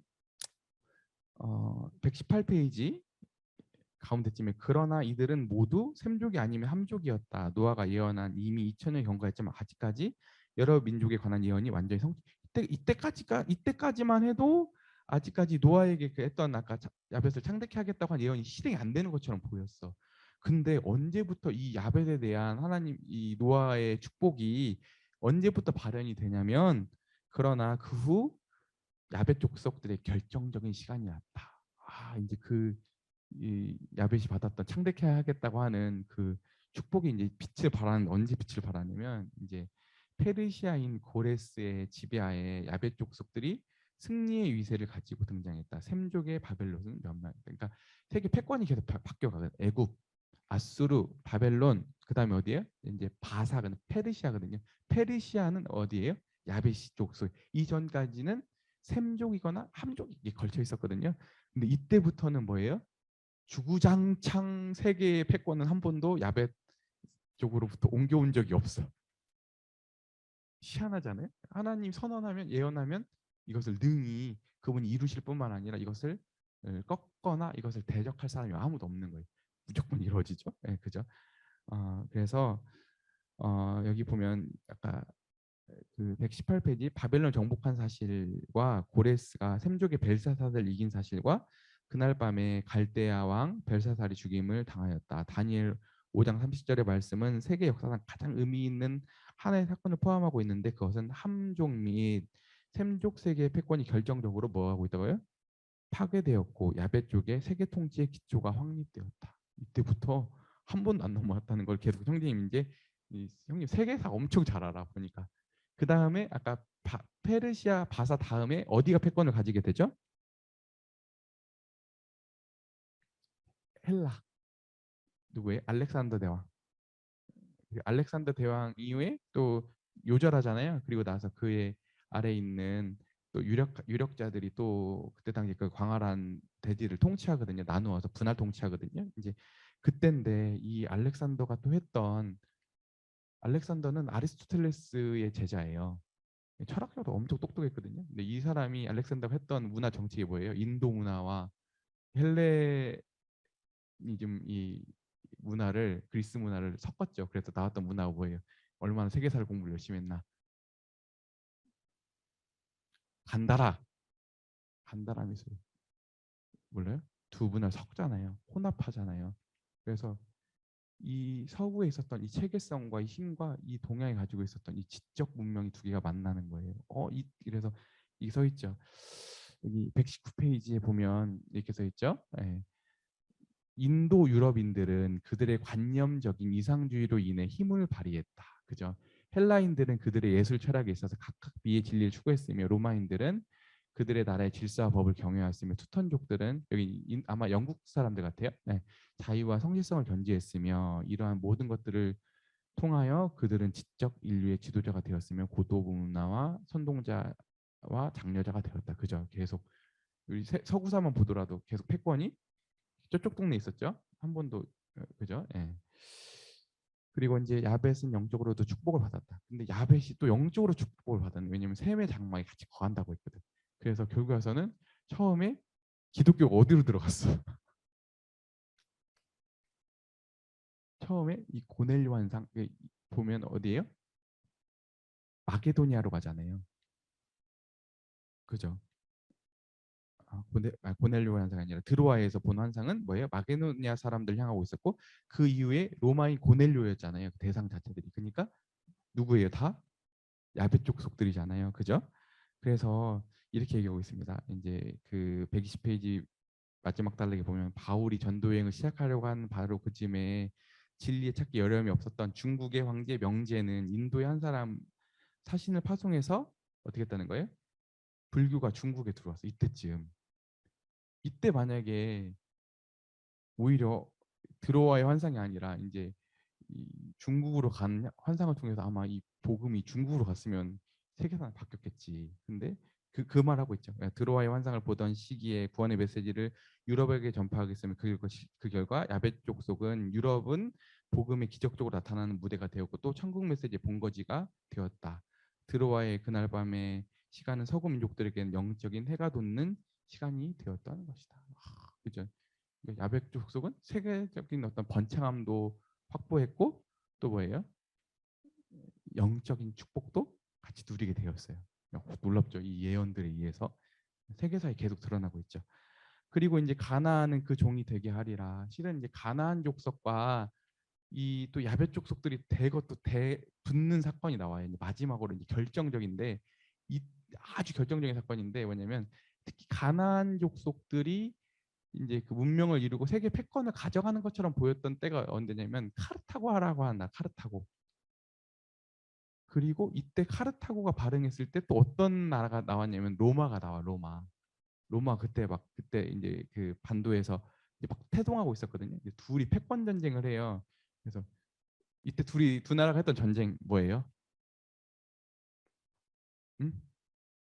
무슨 전쟁? 여기 진짜 문과 하나도 없나 보다.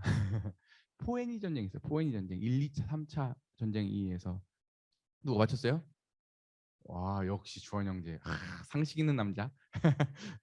그래서 포에니 전쟁을 통해서 전쟁을 하는데 이때 카르타고가 실은 엄청났거든요. 이때 카르타고의 최고의 전술적으로 있는 명장이 있었어요. 명장.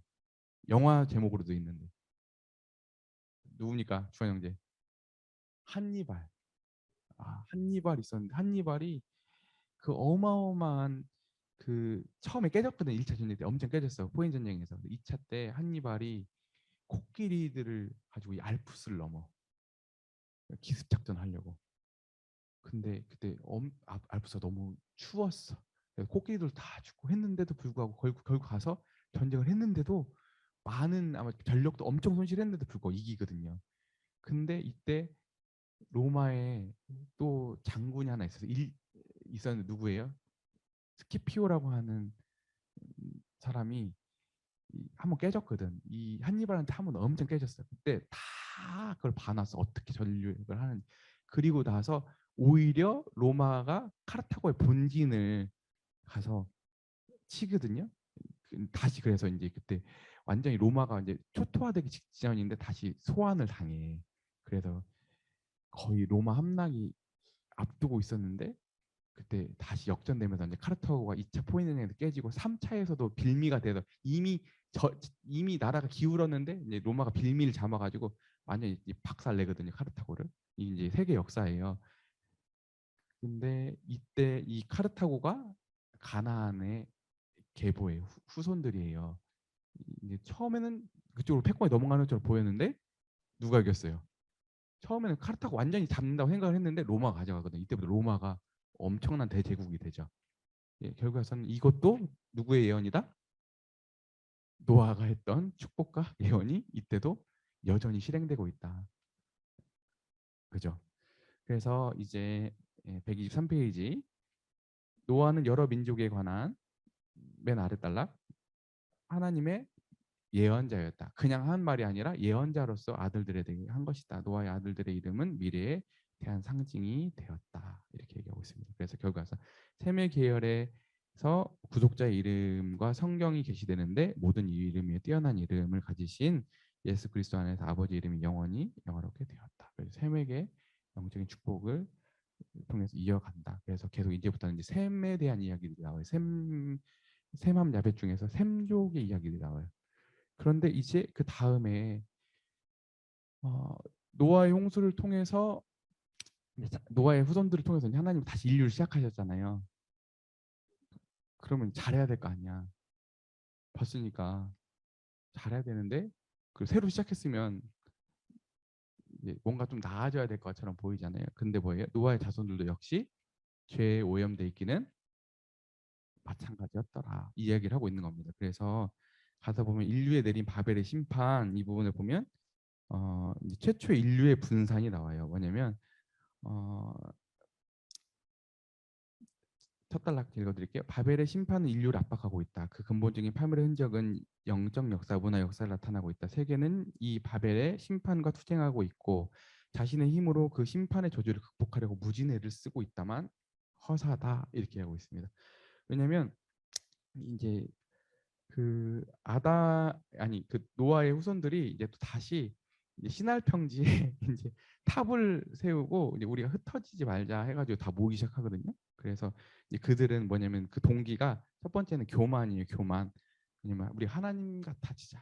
더 이상 하나님이 이렇게 심판하셔도 우리가 더 이상 흩어지지 말자고 해서 하나님 이들이 세우거든요. 그래서 오히려 이제 교만은 여호와의 내려오심으로써 심판을 받았고 그들이 하나님께로 올라가자고 하니까 하나님이 내려오셔가지고 그들의 언어를 흩어버리세요.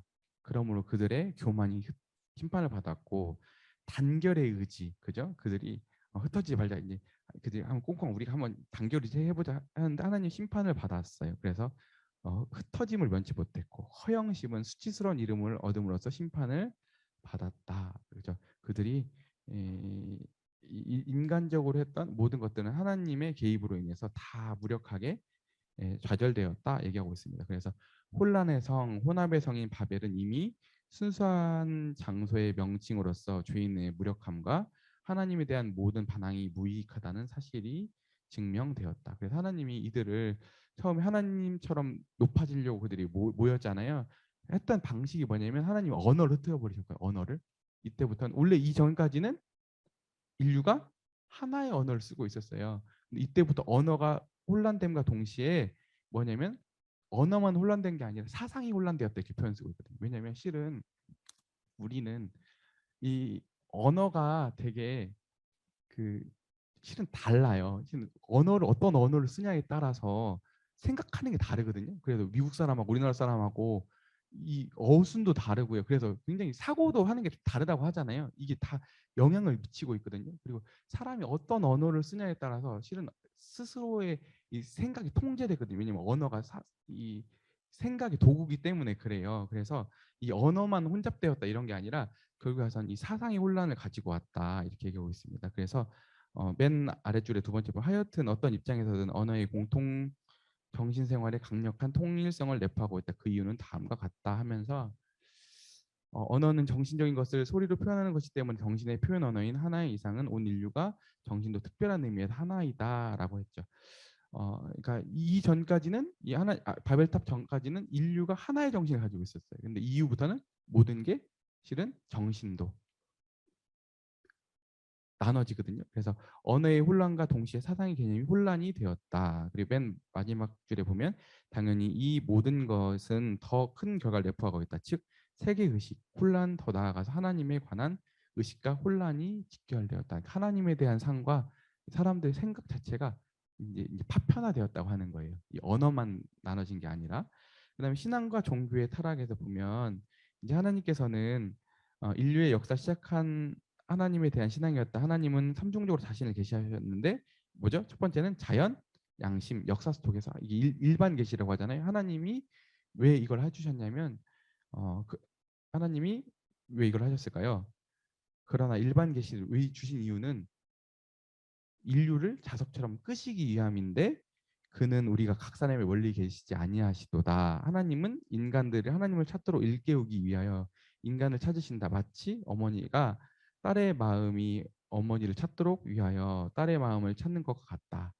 이는 사람으로 하나님을 혹 더듬어 찾아 발견케 하려 하십니다. 하나님 일반 계시를 주신 게 뭐예요? 하나님을 발견하도록 주신 거예요. 그죠?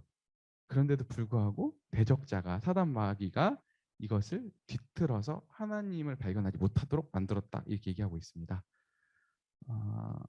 그러면서 그러므로 하나님 자신의 역사로 인하여 여러 민족 가운데 심지어 이교도 가운데에서도 현재 하나님을 탐구하고 탐색하는 운동이 일어났다. 그러나 슬픈 사실이 있는데 기만자인 사탄이 이와 같은 인류의 탐구를 그만 뭐예요? 그릇된 길로 몰아넣었다. 그 결과 인간은 지금 하나님을 갈구하면서도 그러니까 일반 계시에 이게 하나님을 갈구하면서도 동시에 하나님을 피해 달아나려고 한다. 인간은 하나님을 소유하려고도 하고 뭐예요? 동시에 하나님에게서 자신을 밀쳐내기도 한다. 하나님의 축복을 구하면서도 하나님의 임재를 피한다. 인간은 하나님과 아무런 관계도 맺지 않으려 하지만 하나님으로부터 떨어져 나갈 수 없다. 묘하지 않아요? 근데 이제 놀라운 건 뭐냐면 하나님이 왜 이런 거냐면 일반 계시를 통해서 지금도 붙들고 있기 때문에 인간이 하나님을 멀리 나가려고 하는데도 불구하고 계속 붙들려 있는 걸 묘사하고 있어요. 근데 인간의 종교의 불일치와 타락의 근본 뿌리는 사도 바울의 교리에 의하면 뭐예요? 감사할 줄 모르는 마음에 있다. 하나님을 알되 하나님으로 영광 없게도 아니하고 감사치도 아니하고 오히려 그 생각이 허망하여지며 미련한 마음이 어두워졌나니 그러나 자세히 살펴보면 악마의 그릇된 인도로 말미암아 특히 다음과 같은 요소들이 종교 생활 영역에 가치 전도를 초래하고 있다라고 얘기하고 있습니다. 그러면서 이제 여기서 무슨 얘기를 하려고 하는 거냐면 여기서도 어, 결국에 와서는 이 세상에 악한 영들이 있었잖아요. 그죠? 타락한 천사들이 있었는데 이 타락한 천사들이 그냥 관념적으로 있었던 게 아니라 이 신화 그리스 로마 신화를 이렇게 놓고 보더라도 인간하고 이렇게 관계를 맺었던 것처럼 실제로 그 초월적인 하나님만 초월적인 게 아니라 그 보이지 않는 영적인 그 존재들이 인류에게 개입하고 있었고 같이 결합돼 있다 이걸 얘기하고 있거든요. 실제로 이렇게 보잖아요. 우리는 잘 모르는 것처럼 보이지만 한 민족을 가서 보면 그 민족이 지배당하고 있는 영성 자체가 달라요. 태국을 가보면 답답하지 않아요? 그 태국이라는 땅을 다스리고 있는 영적 존재가 딱 붙들고 있는 것처럼 그 땅이 일본만 가더라도 섬나라인데 그 일본이라고 나라를 딱 잡고 있는 영적인 존재도 있는 것 같잖아요. 그래서 여기 보면 이렇게 얘기하고 있어요. 즉 129페이지 악마적인 것은 인간을 통해서 인격적인 것이 되고 영웅적인 것은 악마적인 것을 통해서 초인적인 것이 된다. 이것이 이교도적인 하나님의 개념의 본질이다. 그리하여 이교들은 자신이 하나님의 형상을 따라 자기가 필요하는 신을 창조해야 됐다. 이제 그러면서 이제 넘겨주세요. 앞에 것도 좀 너무 복잡하고 그래서 어떻게 된 거냐면 그 130페이지 그러나 동시에 이 모든 것은 악마의 협력에 하에 수행되었다. 이교의 신은 단지 추상적인 것이 아니기 때문이다. 신약 사도의 증언에 의하면 아폴로나 다이아나 아프로디테나 무엇을 호칭이 되든지 간에 단지 자연의 세력을 지적으로 의인한 정도가 아니라 뭐예요? 자연을 신격한 공상을 나타내는 관념적인 형상도 아니다. 이면을 보면 그들은 뭐예요? 실제로 존재하는 악령의 능력이다. 이 영들은 민족이라는 신화를 잊고 여러 민족에게 자신들을 계시하며 나타난다. 그래서 가서 보면 신화라고 하는 게 그냥 어떤 형상화하거나 그때 당시 어떤 바램들이나 이런 것들 형상해 놓은 게 아니라 실제로 영적인 세계들이 인간과 관계를 맺고 그 인간 관계를 통해서 오히려 자신들이 옷을 입고 나타난 거다. 이렇게 묘사하고 있는 겁니다. 그죠? 그래서 실제로 우리가 살고 있는 세상은 생각보다 영적이다. 제가 계속 강조하고 있죠. 네. 그래서 여기 보면 131페이지 보면 그 가운데쯤에 보면 바사와 헬라의 천사장에 대해 생각해 보라. 전체적으로 이교와 오류와 허위에 놓여 있을 뿐만 아니라 강신술 기반 위에 놓여 있다. 그래서 생각보다 이 그리스 로마 신화, 이 서구가 가지고 있는 이 사상이 그리스 로마 신화라고 하잖아요. 이 여기에 배경을 두고 있는데 굉장히 영적인 배경이 도사리고 있다 이 얘기를 하고 있는 거예요. 그냥 그게 된 게 아니라 가서 보면 이런 영적인 세계에 의해서 그들의 사상 세계가 구축되어 있고 그 안에 그게 다 묻어 있다 이렇게 얘기하는 겁니다.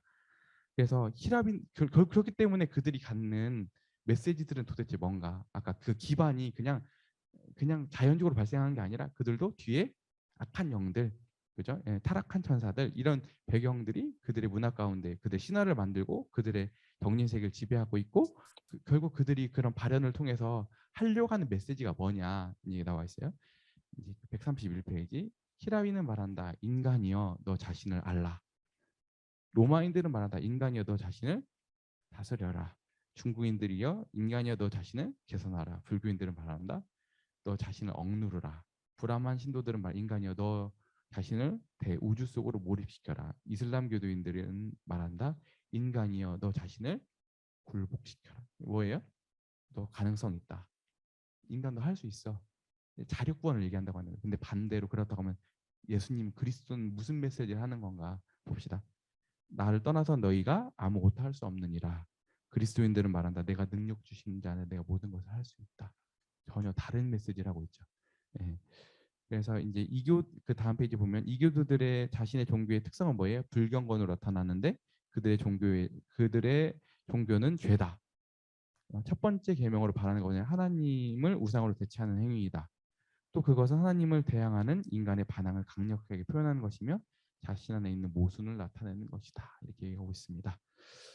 네, 그 다음에 이제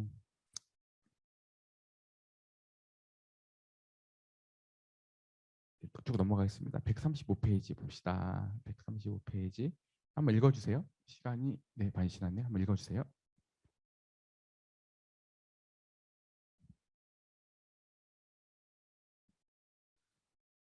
구원사의 구속 목표. 그러나 언어의 혼란은 하나님이 인류의 모든 연합을 반대하셨음을 의미하지는 않았다. 그와는 반대로 하나님의 명백한 목적은 인류의 가장 긴밀한 영적 교제와 가장 포괄적인 교제이다. 그러나 하나님은 하나님 자신이 중심이 된 단일체를 원하신다. 그것은 하나님의 아들 그리스도 안에 있다. 하나님이 그 아들을 왕으로 임명하셨다. 그러나 인간은 창조주의 퇴위를 갈구하며 나아가서 인간 자신이 지배권을 잡으려 했다. 이처럼 육적인 세력의 집결은 구속사업을 반대하는 하나의 방어진지처럼 버티고 서 있었다. 그러므로 이 진지는 반드시 붕괴되어야 했는데 하나님의 분산시키는 힘이 이 사실을 잘 보여주었다. 악마적이고 육적인 단일체가 파괴됨으로 말미암아 참되고 거룩한 영적 단일체가 세워진다. 첫 번째 계시의 보편성이 폐기된 것은 종국적인 보편성에 더 확실하게 도달하기 위한 것이었다. 그러므로 바벨의 심판도 역시 은혜이다. 이제 노아의 후손들의 종말은 뭘로 와요? 바벨탑으로 인해서 실패하거든요. 인간 하나님 앞에 계속 그 노아의 시대 이전에서는 대홍수로 인류가 멸망한 걸 봤음에도 불구하고 인간은 개선되지 않고 결국에는 뭐예요? 바벨을 지음으로써 반하나님적인 문화를 만들고 반하나님적인 대항을 함으로 인해서 결국 하나님의 저주를 받잖아요. 흩어버리시는 하나님께서 언어를 흩으시는데 하나님은 원래부터는 흩으시는 게 목적이 아니라 하나님 원래 모으시는 게 목적이라고 하는 거예요. 하나님의 목적은 그게 어디에 드러날까요? 왜냐면 하나님 이때 인간이 모이면 이때 또 다시 생지옥을 만들거든요. 인간이 모이면 모일수록 죄가 관영하고 하나님의 심판을 자초하거든요. 하나님이 흩어버리신 것은 실은 하나님은 어떤 면에서는 노아에게 하신 언약을 지키시기 위해서 인류를 보존하신 거예요. 적극적으로 개입하셔가지고 인간은 그냥 놔두면 나중에 어떻게 모여서 스스로 파괴되니까 그런 거거든요. 근데 뭐예요? 하나님이 원래 흩으시는 게 아니라 모으시는 게 목적인데 이때는 모이면 안 돼. 모이면 어떻게 되는 거예요? 하나님의 진노를 자초하니까. 근데 언제 하나님 이거 해도 된다고 허락해 주시는 사건이 있는데 언제 나오냐면 사도행전에 나오는 거예요. 오순절날 성령 임할 때 방언이 터지는 하나의 언어를 쓰잖아요. 이때는 하나님이 모이는 걸 이제부터 허락하겠다. 이제부터 나중에 뭘 예표하는 거냐면 나중에 주님 다시 오실 때 모든 인류가 다시 모이기 시작할 거잖아요. 그래서 여기 그 말이에요. 뭐냐면 첫 번째 계시의 보편성이 폐기된 것은 그죠. 여기서 지금 보편적으로 하나님이 다 터버리셨잖아요. 된 것은 더 확실한 종국적인 보편성에 더 확실히 도달하기 위한 것이었다. 그러므로 바벨의 심판도 뭐예요? 역시 은혜였다. 이렇게 얘기하고 있습니다. 그래서 이제 역사의 종말에 있어 하나님의 승리입니다. 그러나 인류는 하나님의 계획에 완강히 반대했다. 바벨의 패배와 반역의 정신은 그 다음 세기에도 계속 이어졌다. 계속 이것은 바벨의 역사는 이때만 있는 게 아니라 인류 역사 내내 반복되었다 얘기하고 있습니다. 실로 이 세상에 끝날 때 가서는 바벨의 그 반역의 정신의 목표에 달성해 승리한 것처럼 보일 것이다. 그것은 인류가 끝에 가보면 결국 이 정신이 승리하는 것처럼 보일 거라고 하는 거예요. 근데 바벨의 역사는 결과서는 종말을 구할 것이다. 어, 처음에는 모형은 가인의 성을 통해 나타났고 그 상징이 바벨탑으로 드러났고 발단이 느부갓네살을 통해서 드러났고 계속 발전은 세계 역사 내내 이루어졌고 완성은 결국 이 극치는 하나님 반역하고 인간이 하나님을 대적하려고 하는 이 모든 시도는 적그리스도 안에서 이 시대가 끝에 가면 갈수록 적그리스도 나타날 거잖아요. 이 적그리스도 아래서 이게 극치에 달할 것이다. 근데 결과서는 그리스도의 승리로 그리스도께서 오셔서 결국들을 다 종결지으실 것이다. 그래서 적그리스도 이후 그리스도가 나타나 승리를 거둘 것인데 어린 양의 신부가 하늘을 향해 올라가려는 바벨론 곧 음녀를 이길 것이며 하늘에서 내려와서 하늘의 도성 새 예루살렘이 의기양양하게 등장할 것이다. 그래서 이 세상에 있는 이 모든 바벨의 시도는 이때 하늘에서 온 새 예루살렘의 등장으로 이 종국의 결국 종집으로 실패로 하나님이 도장을 찍으실 것이다. 이 세상은 그런 운명을 향해 가고 있다. 이렇게 얘기하고 있습니다. 네, 오늘도 긴 시간 교제했어요. 오늘 자매님들 교제하도록 할게요. 네.